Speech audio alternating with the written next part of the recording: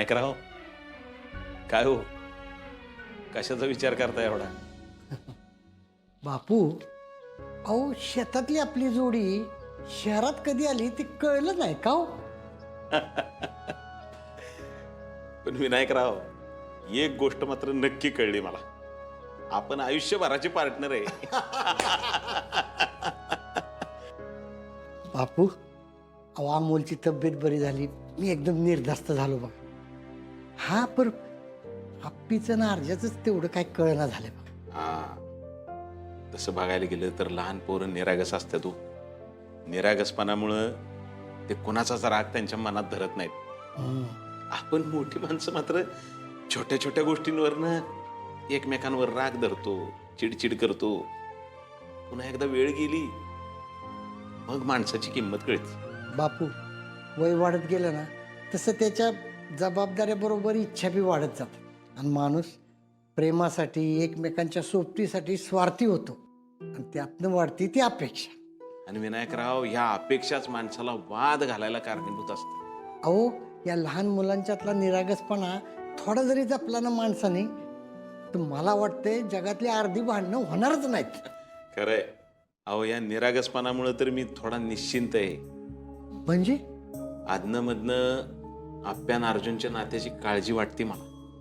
पण एकदा अमोलचा निरागसपणा बघितला ना की परत मनाला पटतं, अमोल आप्यान अर्जुनला अजिबात वेगळं होऊ देणार नाही. खरं तर आप्पीला आणि अर्जुनला त्यांच्यातल्या अडचणी सोडवायला जमलं पाहिजे. हा पण अमोलमुळं त्यांना ते एक दिवशी नक्की कळेल एवढं मात्र खरं. आणि तसा आपला अमोल हुशार आहे आणि समजूतदार पण आहे हो.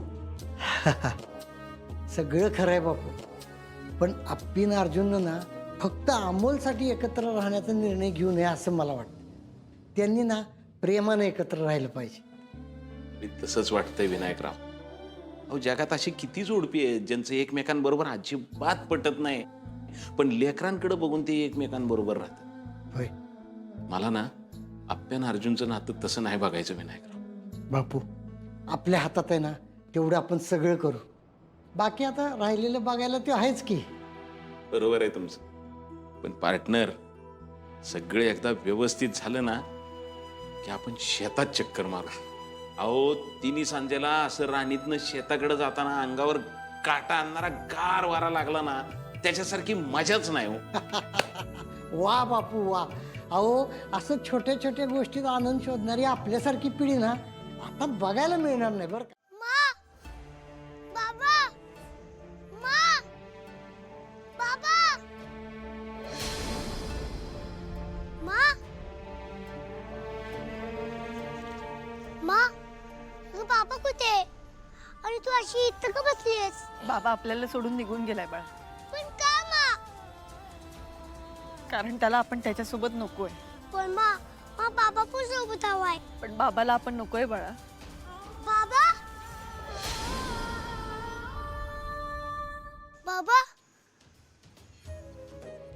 अरे मग असं का म्हणत होती की बाबाला आपण नकोय? अमोल बाळा, मी तुला माझ्यासोबत घेऊन जायला आलो. पण का बाबा? मी एका बरोबर कसं राहू? मला तुम्ही दोघं सोबत हवाय. अमोल बाळा, मी तुझी व्यवस्थित काळजी घेईल. तुला काय हवंय काय नको ते सगळं बघील. प्लीज हट्ट करू नकोस. प्लीज बाबा, ऐक ना माझं. मला तुमच्या सोबत एकत्र राहायचंय. मा, प्लीज ऐक ना, आपण राहूया ना एकत्र. प्लीज बाबा, मला ऐक ना.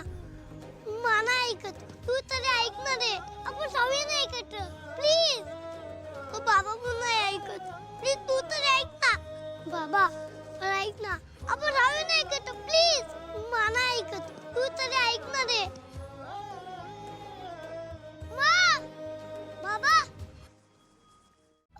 मी कसं सांगू काय झालं? तुम्हीच मला सांगा ना की काय झालं.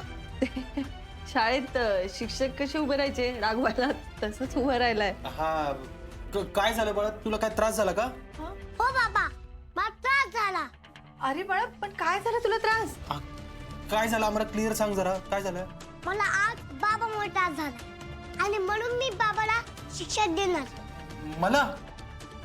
हो. तू आज खाली का झोपला होतास?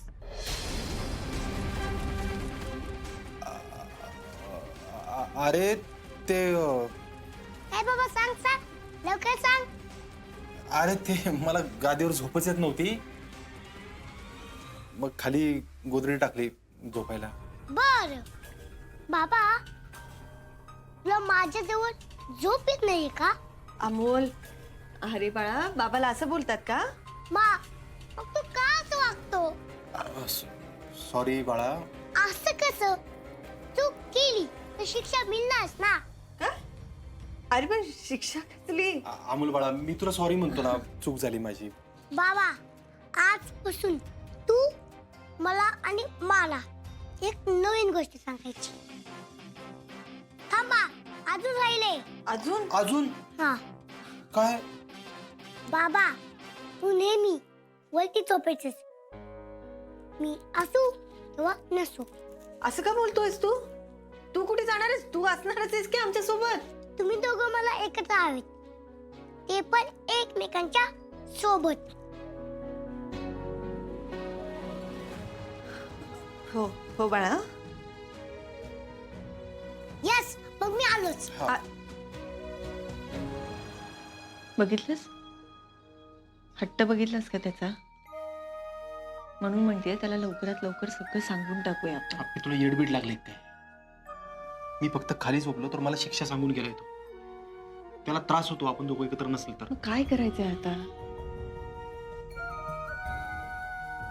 थांब बघू आपण.